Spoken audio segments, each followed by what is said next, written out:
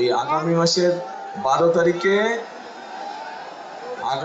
12 তারিখে দেশে জাতীয় নির্বাচন, তাই তো নাকি?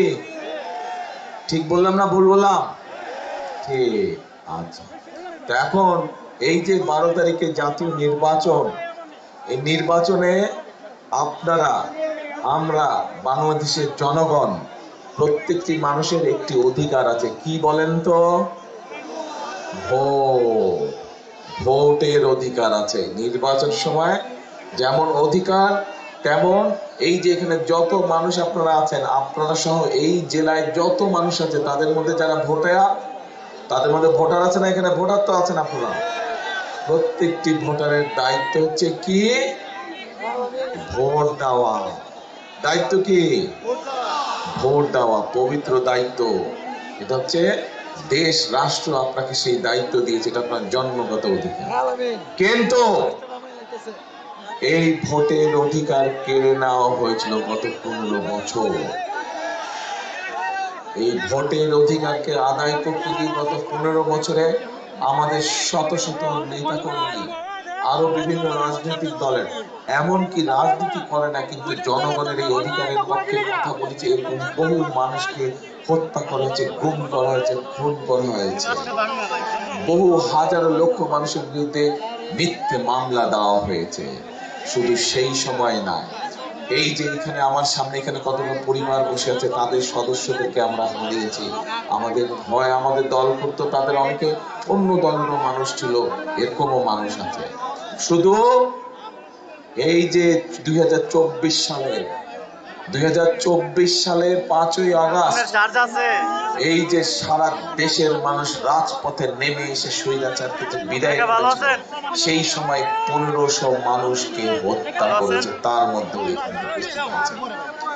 তাহলে প্রিয় ভাই বোনেরা, এই যে ভোটের অধিকার, গত 15 বছর আপনারা ভোট দিতে পেরেছিলেন? ভোট দিতে আপনারা পারেননি গত 15 বছর। সেই অধিকারকে কেড়ে নেওয়া হয়েছিল।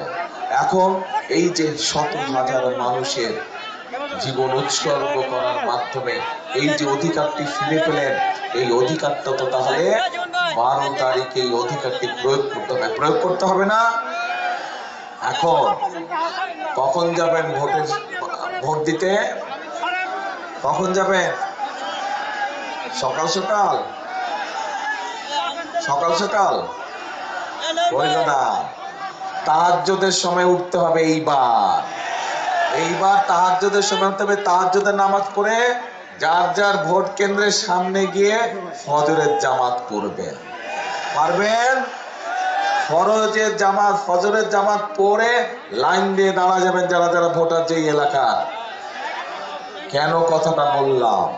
কথাটা এই কারণে বললাম যে গত 15 বছর যেমন আমিন নির্বাচন হয়েছে, নিশিরাতের নির্বাচন হয়েছে, মনে আছে না?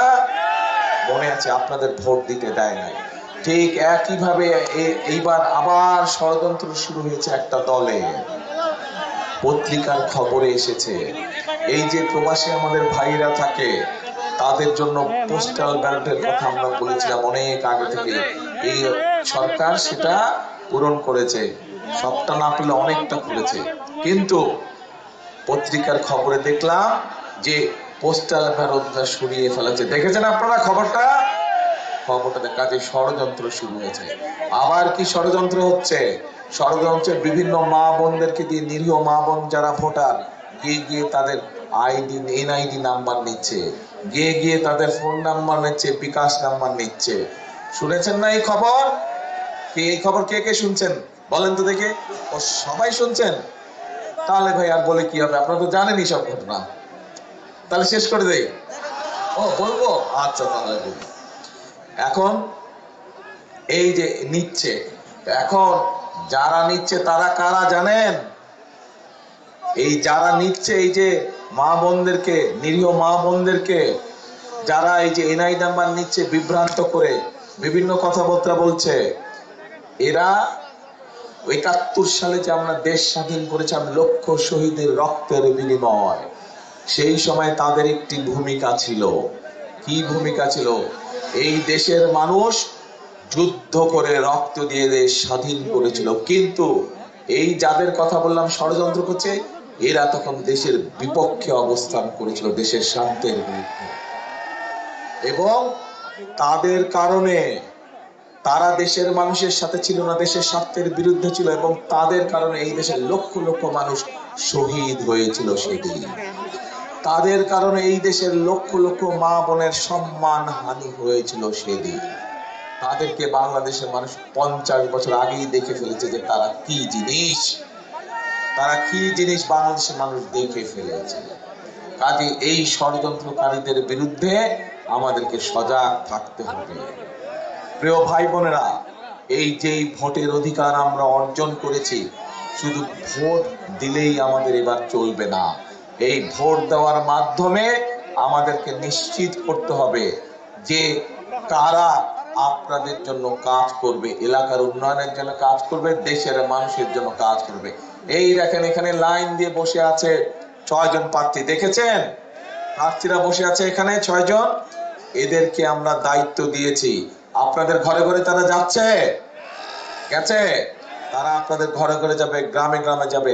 আমি বিভিন্ন ভাবে খোঁজ খবর নিয়েছি, আমি তো নিজেই দেখলাম আসার সময়, সিলেটের রাস্তা দিয়ে আসার সময় রাস্তা সে কি দুরবস্থা, রাস্তা ভাঙা চূড়া দুরবস্থা। সেই 2005 সালে যখন ধানের শীষ খালেদা জিয়া যখন দেশ পরিচালনার দায়িত্বে ছিলেন, তখন আমি ঢাকা থেকে সিলেটে গেছি, 4.5 ঘন্টায় সিলেটে গেছি আমি। আর এখন 10 ঘন্টা সময় লাগছে সিলেট থেকে আসতে, এত খারাপ অবস্থা রাস্তা। আপনারা তো দেখেছেন। শুধু এই মহাসড়কের অবস্থা যে খারাপ তা না, আপনাদের প্রত্যেকটা জেলার ভিতরে প্রত্যেকটা গ্রাম, উপজেলা, ইউনিয়ন সবগুলো রাস্তাঘাট ভেঙে চুরে খানখান হয়ে গেছে, হয়েছে না?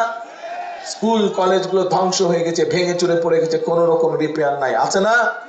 হাসপাতালগুলোতে ওষুধের অভাব, ডাক্তারের সমস্যা, চিকিৎসা হয় না ঠিকভাবে, আছে না সমস্যা? বিদ্যুৎ থাকে না, বিদ্যুৎ প্রায় চলে যায়, হচ্ছে না এই সমস্যা? ইন্টারনেটের সমস্যা আছে, হচ্ছে না এই সমস্যা? এর বাইরে আরো সমস্যা আছে। বেকার বহু আমাদের শিক্ষিত তরুণ যুবক আছে, তরুণ সমাজের সদস্য আছে, যারা শিক্ষিত, অল্প শিক্ষিত, অর্ধশিক্ষিত, যেটাই হোক, বেকার আছে, লক্ষ লক্ষ বেকার আছে, আছে না? কৃষকদের, এই যে এখানে বহু খাল ছিল এক সময়, খালগুলো বন্ধ হয়ে গেছে, এখানে অনেক মুরব্বী বসে আছে, এই খালগুলো বন্ধ হয়ে গেছে। খালগুলো খনন করলে উপকার হবে আপনাদের, তাহলে সেই খালগুলো আমাদেরকে খনন করতে হবে। অর্থাৎ অনেক সমস্যা, কিন্তু কাজও অনেক আছে, অনেক কাজ করতে হবে, দেশকে পুনর্গঠন করতে হবে। এখন দেশকে পুনর্গঠন করা যাবে কি না, সেই সিদ্ধান্তের মালিক কিন্তু আপনারা। আপনারা কারা? জনগণ, এই দেশের জনগণ। আপনারা হচ্ছেন সেই সিদ্ধান্তের মালিক, কারণ এই দেশের মালিক কারা? জনগণ, এই দেশের মালিক আপনারা। এই যে এখানে হাজার হাজার মানুষ, এত রাত্রে বেলায় হাজার হাজার মানুষ আছেন, আপনারা সহ সারা বাংলাদেশে যে 20 কোটি মানুষ আছে, এই 20 কোটি মানুষ হচ্ছে এই দেশের জনগণ, মালিক। কাজে এই মালিককে সিদ্ধান্ত নিতে হবে যে দেশ ঠিকভাবে চলবে কিনা, এবং দেশ যদি ঠিকভাবে চলতে হয়, ওই ষড়যন্ত্রকারী যাদের কথা একটু আগে বললাম, তাদের ব্যাপারে আপনাদেরকে সজাগ থাকতে হবে। এবং একই সাথে সজাগ থাকতে হবে যারা বিগত 15 বছর আপনাদেরকে ভোট দিতে দেয় নাই, ভোটের অধিকার কেড়ে নিয়েছিল, তাদের বিরুদ্ধেও আপনাদেরকে সজাগ থাকতে হবে। বাকি থাকলো একমাত্র কি? ধানের শীষ। যতবার ধানের শীষ, এই দেশের মানুষ যতবার ধানের শীষকে সুযোগ দিয়েছে, প্রত্যেকবার ধানের শীষ তার সর্বোচ্চ দিয়ে চেষ্টা করেছে মানুষের নিরাপত্তা নিশ্চিত করার জন্য। গার্মেন্টস, এই যে গার্মেন্টসে বহু মানুষ আছেন এখানে, গার্মেন্টসে কাজ করে, আত্মীয় স্বজন বন্ধু বান্ধব আছে না কাজ করে। এই গার্মেন্টস কার সময় হলো? শহীদ জিয়ার সময় হলো। এই যে হাজার হাজার মিল ফ্যাক্টরি হয়েছিল, এটা আমাদের কথা না, এটা বিদেশিদের কথা। খালেদা জিয়ার সময় হয়েছিল। এইখানে বহু খাল খনন হয়েছিল শহীদ জিয়ার সময়, মুরব্বীদের অনেকে সাক্ষী আছেন, আর হয়েছিল না? যার জন্য খালগুলা বন্ধ হয়ে এখন বন্যার সমস্যায়, বিভিন্ন কৃষির সমস্যায়। এই সব কাজগুলো যদি আমাদেরকে করতে হয়, তাহলে আপনাদেরকে সঠিক সিদ্ধান্ত নিতে হবে। কি সেই সিদ্ধান্ত? 12 তারিখে কোথায় সিল মারবেন? কোথায় সিল মারবেন? কোথায় সিল মারবেন? ধানের শীষে সিল মারতে হবে। এখন প্রিয় ভাই বোনেরা, আপনাদের সামনে আরো 2-1টা কথা বলি। রাত তো অনেক হলো, বেশি দেরি করবো না। আরো 2টা মিটিং বাকি আছে আমার আরো 2টা মিটিং বাকি আছে। এখন আমরা একটি পরিকল্পনা নিয়েছি যে ইনশাআল্লাহ আল্লাহর রহমতে 12 তারিখে ধানের শীষ সরকার গঠন করলে, বিএনপি সরকার গঠন করলে, এই যে মা বোনেরা আছে গ্রামে, এখন যে সারা দেশে যে মা বোনেরা আছে, বিশেষ করে যারা গরিব দুস্থ মা বোনেরা আছে, বিশেষ করে যাদের সংসার আছে, যাদের সংসার গৃহিণী মারা আছে, তাদেরকে আমরা একটা জিনিস দিতে চাই। কি জিনিস? সেই জিনিসটার নাম হচ্ছে, এটা কি বলেন তো? হ্যাঁ, আরে আপনারা তো জানেনই ভাই, তাহলে আর বলুন কি? ফ্যামিলি কার্ড দিতে চাই। এই ফ্যামিলি কার্ডটা দিয়ে আমরা দুস্থ পরিবার যারা আছে, মধ্যবিত্ত পরিবার যারা আছে, নিম্ন মধ্য পরিবার, প্রত্যেকটি গ্রামের পরিবারকে আমরা সহযোগিতা দিতে চাই, যাতে করে খালেদা এই ভাই এক মিনিট কি বলে